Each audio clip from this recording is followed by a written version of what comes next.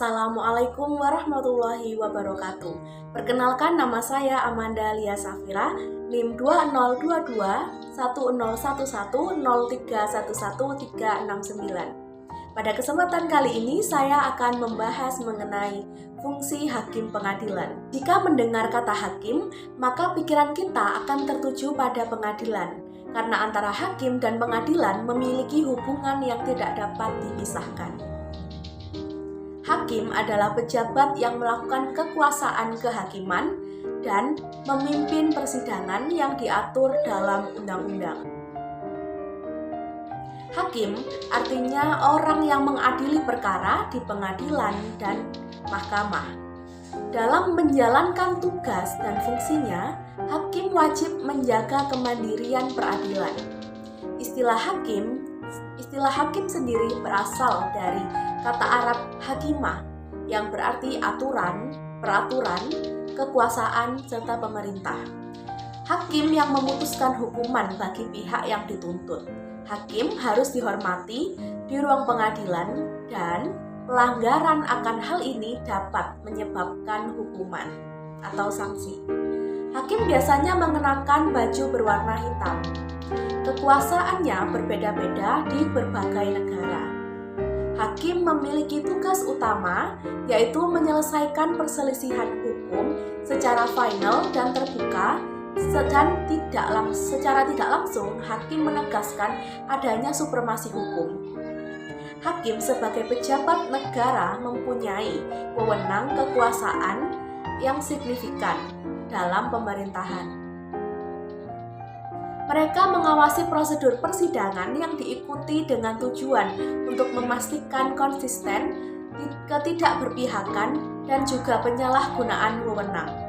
Selain itu, hakim dapat memberikan perintah pada militer, polisi, atau pejabat pengadilan agar proses penyelidikan berjalan dengan lancar. Perintah dapat berupa penggeledahan, penangkapan, pemenjaraan, gangguan, penyitaan, deportasi, dan tindak kriminal lainnya. Berikut akan saya hadirkan pendapat dari mahasiswa Fakultas Hukum Universitas Muhammadiyah Malang tentang fungsi hakim. Akan disampaikan oleh Farhan Hafiz dari angkatan 2020. Sebelumnya perkenalkan, nama saya Muhammad Farhan Hafiz. Saya ingin menjawab pertanyaan dari saudara penanya itu tentang tugas dan fungsi hakim. Sependek dan sedangkal pengetahuan saya berangkat dari Undang-Undang Nomor 48 Tahun 2009 tentang tugas pokok atau kekuasaan hakim.